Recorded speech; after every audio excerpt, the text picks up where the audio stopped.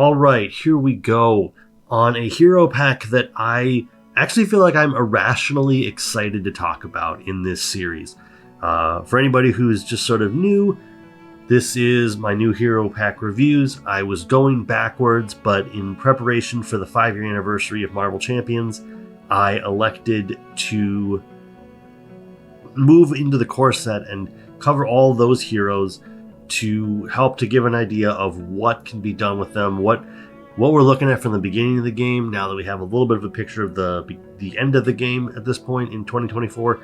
And a new thing that we've added to all of this, which I will have to retroactively work with for the other heroes, is that we will be not only looking at the hero pack, figuring out my favorite card, looking at the obligation and the Nemesis set, but we're going to be looking at an example deck.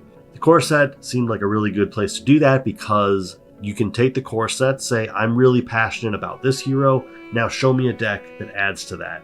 And this deck is one that I personally found this summer was kind of the inspiration. The struggle was actually more or less finding that deck, but saying here's a deck that uses She-Hulk with additionally 3 other hero packs so that you kind of have a roadmap of where to go next.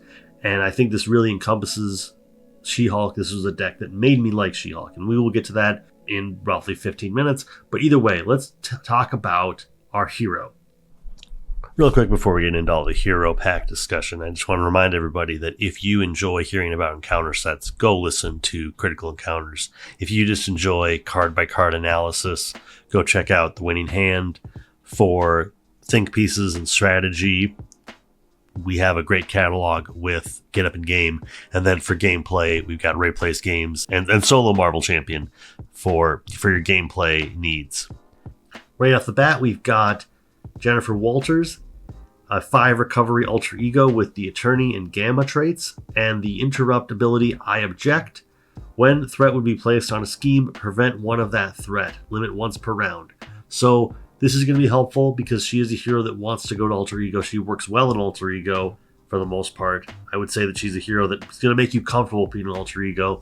And once we see her hero side, you're going to understand why. You're going to want to be swapping back and forth. And just the ability to prevent one threat might not seem like a lot, but against certain villains where they only add a certain amount of threat to their scheme, that number might be 1. So she, on her alter ego side, is already just blanking the general addition of threat being added to the scheme.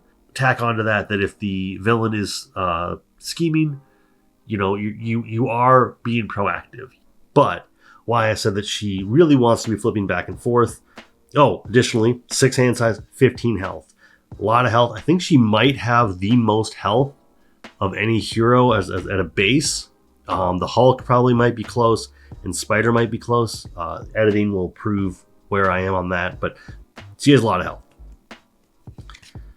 But her hero side, we've got the She-Hulk. She's got 1 thwart, 3 attack, 2 defense, hero with the Avenger Gamma traits. And do you even lift a response after you change this form, deal 2 damage to an enemy. So obviously she doesn't thwart well, although her alter ego side does help to mitigate some of the scheming, but she can punch really hard. And I would say 2 defense is pretty good. I mean, that's the average. That's an average solid base for defense. The extra punch is great. The fact that when she flips over, she deals 2 damage means that you can spread out some damage. You get it for free. You don't even have to make the action. You just have to you could be exhausted and still deal 2 damage, which is great. I would say that as a base, when you look at the 2 sides, I like She-Hulk in the fact that she does point you in a direction, but her card in itself does not really require you to go in any particular direction.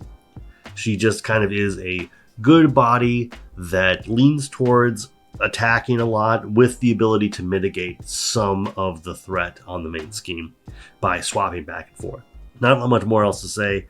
Her hand size goes down to 4. You're going to expect that with some of these heroes, that you get all this health, you get all this attack, and you don't necessarily have the hand size to back it up. As a Thor player, I know full well what that feels like.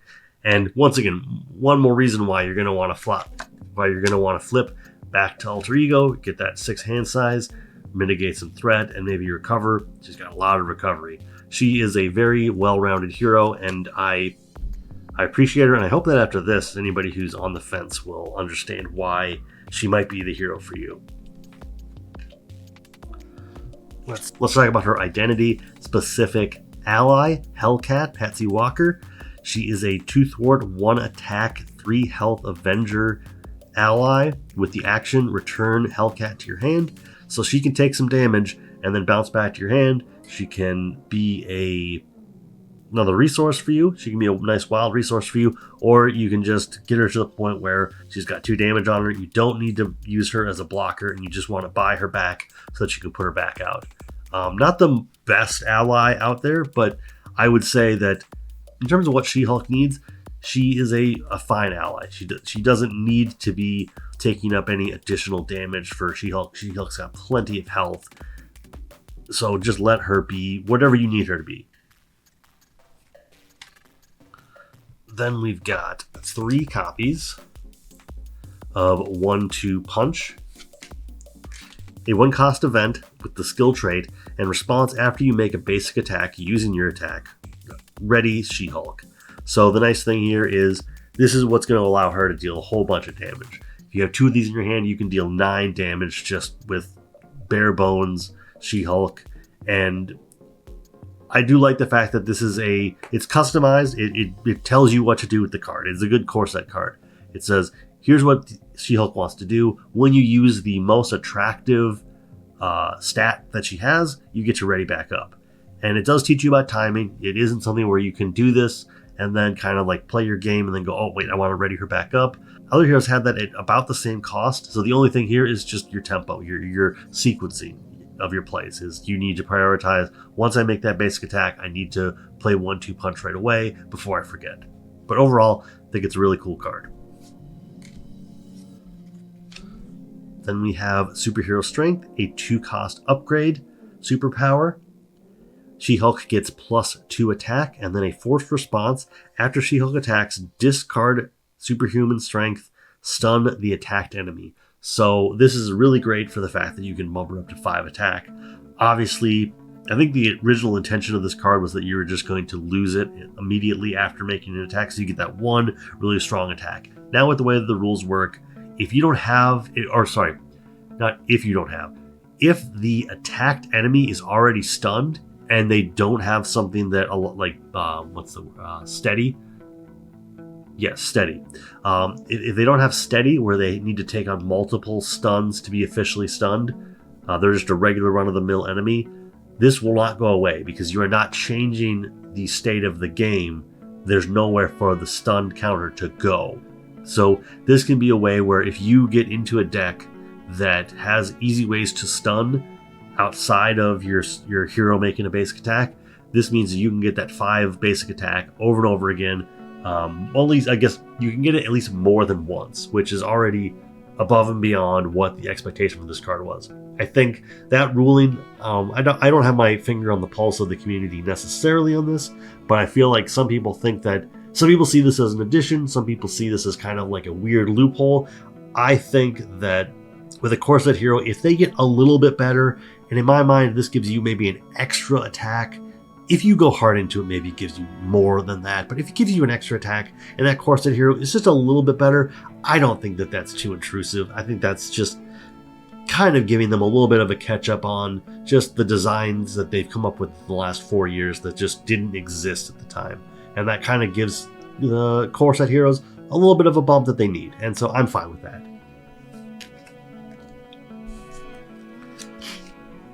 Then we've got 2 copies of Ground Stomp, a 2-cost event, superpower, attack action, deal 1 damage to each enemy. This, in my mind, is a pretty bad card. I'm very hesitant to ever say that something's a bad card. This has its place. We have a basic version of this card. I think we probably have multiple versions of this card at different costs, but I'm pretty sure we have a basic card that costs basically the same. I'm not opposed to this card. I mean, I've used Lightning Strike to be a ground pound before. This has its place. It will do work in Ultron, but for the most part, I would say this is a card that is actually really outclassed. It may have been outclassed in just the core set environment. Like I said, this has a purpose, but it's not a great card because 1 damage, unless you have a big swarm of enemies. And this isn't just the enemies engaged with you. This is all enemies. So if you're playing multiplayer, this does get a little bit better. But like, it's essentially 3 cards to deal damage to each enemy. And unless you are really doing a lot of work, you're going to feel embarrassed playing this card in some respects. Then we have 2 copies of Focused Rage, a 3-cost upgrade, skill, hero action, exhaust Focused Rage, and take a damage, draw a card. So I like the fact that this is not after you defeat a minion, not after you do something. It's just take a damage, draw a card. And I'm kind of at a loss to think of exact cards that already do this, but this is something we have seen with other heroes or other aspect cards that can kind of do the same thing. Usually it's in aggression, and usually it's after you defeat an enemy. You get to take a damage, draw a card. I'm blanking on what that card's called, but I'll put it up on the screen. Either way, I think within her kit, with the amount of health she has, this is just nice. You can have both of them out. You can take 2 damage, draw 2 cards. You kind of make them for that smaller hand size because it is a hero action. And overall, I would say this is a fine card. Don't love it, but it has its purpose, and it does what it does really well. Then we have Legal Practice, a 0-cost event, skill thwart, alter ego action, choose and discard up to 5 cards from your hand, remove 1 threat from a scheme for each card discarded this way. I want to like this card because it can remove a varying amount of threat from a scheme, and it can be any scheme. At the end of the day, it is a card that is basically discard X cards to remove X minus 1 threat from a scheme. And I don't know if this was good even in the core set environment. I feel like this is good in the fact that as an alter ego, you can remove quite a lot of threat, but I feel like this card falls short. And I don't know if tweaking it to be remove 2 threat from a scheme for each card discarded this way might have been too powerful. But I also think that as a 2-of in a specific hero deck, I can be a little bit more forgiving of design mistakes. And maybe that was the right way to go. It's hard to make a solid sell on this to try to convince someone that this is a card worth their time. Then we have 1 copy of Superhuman Law Division, a 1-cost support, location, alter ego action, exhaust Superhuman Law Division, and spend a mental resource, remove 2 threat from a scheme. This is more along the lines of what I would like Legal Practice to be. I appreciate that in Alter Ego, we get to do a lot of mitigating of threat. This is a cool card. I wish there was maybe another copy of it. I know why there isn't, because it's specifically a place that you go to. And so as a location, it'd be weird if you had two Superhuman Law Divisions out at once. I think that, especially because you have the additional hand size, this is the kind of card that I'd like to see. Then we have Gamma Slam, a 4-cost event, attack superpower, a hero action, deal X damage to an enemy to a maximum of 15. X is the amount of damage you have sustained. This is my favorite card, just because, yes, in a world with Deadpool, this is not as good of a card. It's a worse rate. It has a limit. The limit is very high, but it does have a limit. If you give yourself some extra hit points, you can deal 15 damage. That's the cool part. It's just a cool card. It makes for a cool situation. Can it trivialize certain villains? Sure.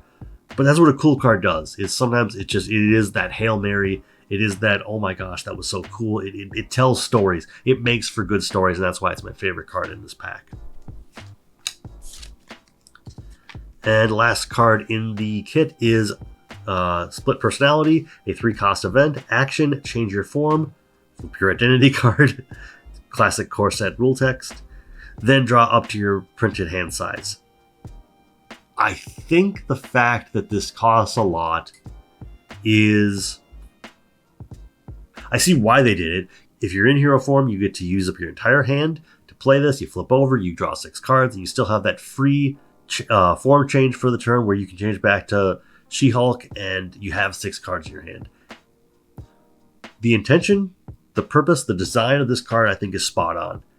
I will say that I do feel like, okay, so now I've drawn a fresh hand and I've got 2 more cards and I'm back in hero form, and sometimes I feel like that just might not be enough. This does have its time. This has its moment where it really does exactly what you want it to do. I think that it took a long time for me to realize the subtlety of the design here. Not my favorite card, but I do like the idea of being able to take advantage of your larger hand size while being in hero form. And this card does allow for that. It's just, you have to jump through some hoops that kind of make it a little bit cumbersome. All right, and here we are with the example deck for She-Hulk. She-Hulk uses the law, but she's also mad.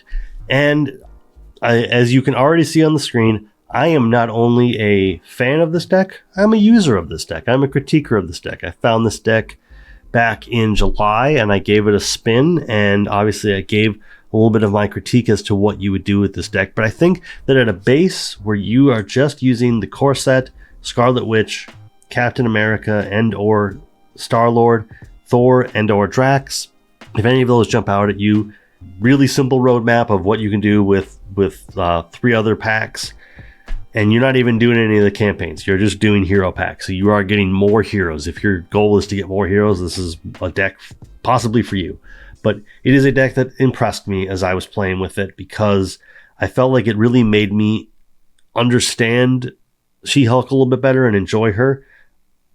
In terms of cards outside of the core set, I think, okay, just Wiccan. He's a pretty classic ally, and I think part of it is the fact that he only costs 2, and that he has that extra responsibility where he will take a card off the top of the encounter deck and deal damage equal to the boost icons. I understand the criticism that he will often whiff. If you expand your card pool the card pool out even more, Justice does offer you the ability to, in sort of a shield archetype, be able to look at the top cards of the encounter deck, so you can set this up so that Wiccan can deal 2 or 3 damage. I'm always happy when I can deal any damage with him. So I'm thwarting, I'm addressing the main scheme, but I'm also dealing some damage. You fall short. I fell short in a recent episode of some of my gameplay. It happens. But for the most part, I think he is an ally that you kind of want on the back burner. He's one that you want in your collection. And I think I said in one of these other ones, he's kind of a core set plus card. It's a card you probably do want to have around in your card pool. Then we've got Crisis Averted, and another card from the Scarlet Witch pack that I think, especially with She-Hulk, because she does not like the Crisis icon, the ability to work around that with a card like this, take a big chunk, 6 threat off the main scheme, is potent. It is something that you do want to be able to do, and this is the kind of card that, once again, there will be better cards that will do more, but this is a good next step Justice event that you probably want to have in your arsenal. For Justice, multitasking.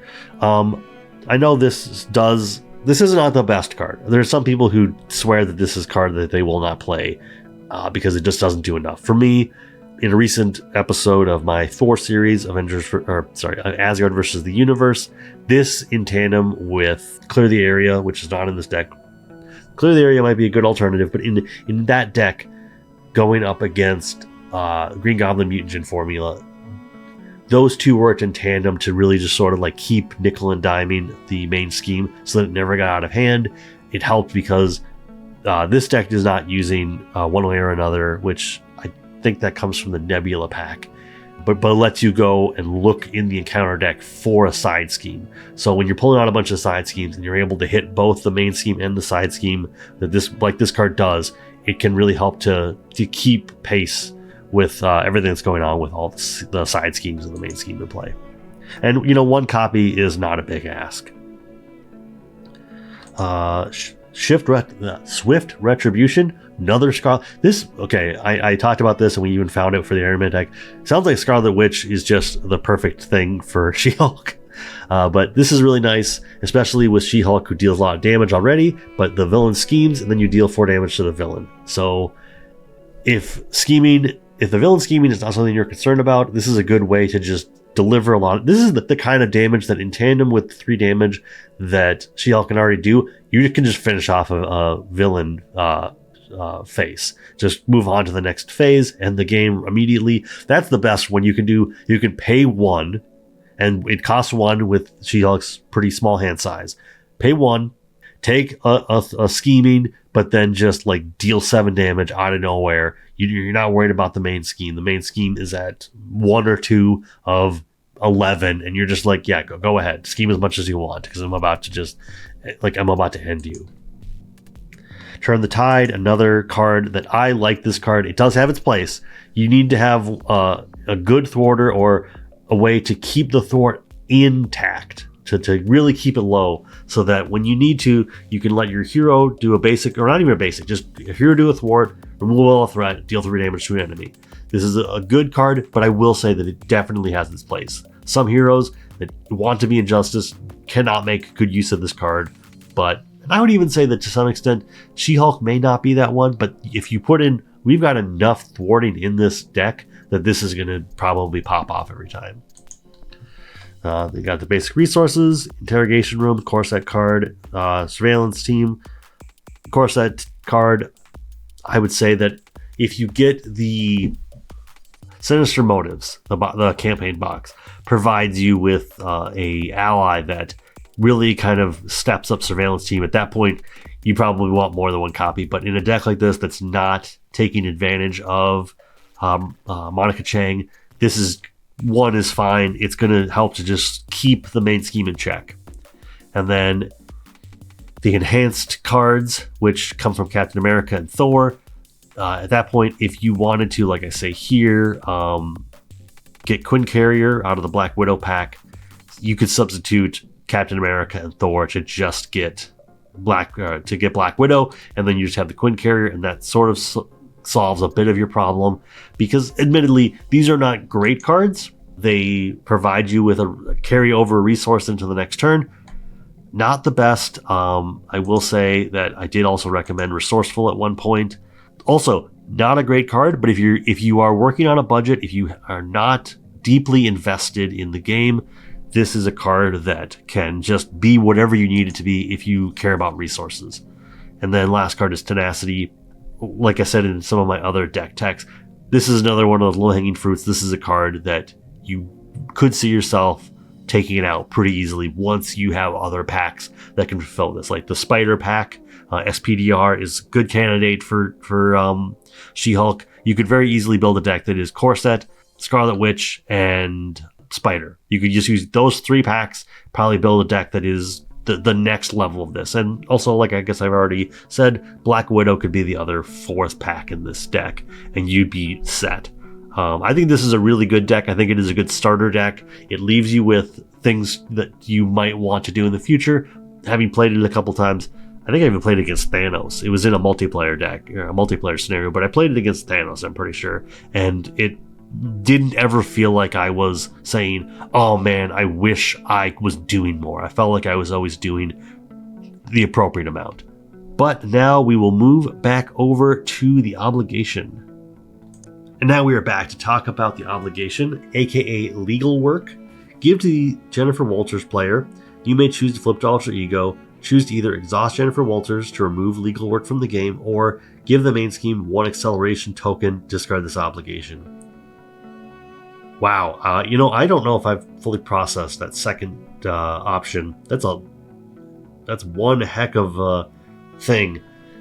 In some cases, adding an acceleration token will not be a game ender. That seems like a heavy tax just to possibly see this again in the future. Yeah, but make your decisions. I think exhausting Jennifer Walters is always the right answer here. Maybe you have a Deadpool player at the table and they will not mind having an acceleration token, and so this is only improving it for you. Good luck with that. Wow, I think I've just gotten so autopilot that I've never even considered that second dot. And then we have Titania, the Nemesis. She is a 1 scheme, X attack, 6 health brute elite minion with X is equal to Titania's remaining hit points. So she starts out as a 1 scheme, 6 attack minion, and you can slowly just chip her away to lower that. I would say the times that this has come into play, by the time she's able to swing at me, she's got like 2 attack, because you just take off like 3 or 4 damage off of her health, and so she's not really that scary. I think on the surface, if you don't have a way to address her immediately, she has a lot of attack and you need to think about what you're going to do. But I think for the most part, you're going to be fine. But let's also keep in mind that when she comes into play, you're going to get her side scheme, which is Personal Challenge, a side scheme with 3 threat on it. When revealed, place 1 additional threat here per player, so hinder 1, and it has the crisis icon. So this is going to prevent you from being able to thwart the main scheme until you get rid of it. Seeing as it comes into play, it starts at a base of 4. That is something to keep track of. But I think that for the most part, this is a pretty imposing set of cards to run into. But I feel like once you've adapted to what's going on, once you've addressed Titania, just a speed bump that's not too much to worry about. Then we've got 2 copies of Titania's Fury. When revealed, Titania attacks your hero. If Titania did not attack, heal all damage from Titania, and this card gains Surge. This implies that Titania is actually going to be in play. Actually, that's a weird thing, because if she did not attack, so like, what's going to happen is, in that context, is she just not in play? But then, let me just put this misery to death. In editing, I realized that this is attacking your hero. If you're an alter ego, that counts towards Titania not attacking. I must be missing something. I can't think of a scenario where, because even if you were to like mind control her and she was one of your allies, she would still attack. She would attack for 0, but she would attack. I don't know. That's confusing. Either way, she has a boost ability this has the boost ability, give the villain an additional boost card for this activation. So she's going to kind of surge the boost icons, adding 1. But for the most part, this is something that you're going to see occasionally. I think that if you know that Titania is in the encounter deck, once you've hit Shadow of the Past, you know this card's going to be here. It's something to worry about, but it's something that I wouldn't put a lot of stock into, unless you just have unless you have no allies to block with. Then you probably want to consider like what happens if Titania's Fury happens to come out and I have 6 damage coming at me. But that's kind of that might be over prepping at that point. And then last card for the day is Genetically Enhanced, a attachment condition attached to the minion with the highest printed hit points. If there are no minions in play, this card gains Surge. Attached minion gets +3 hit points. So this can make Titania a little bit scarier. Obviously, it gives her basically a base hit points of 9, base attack of 9.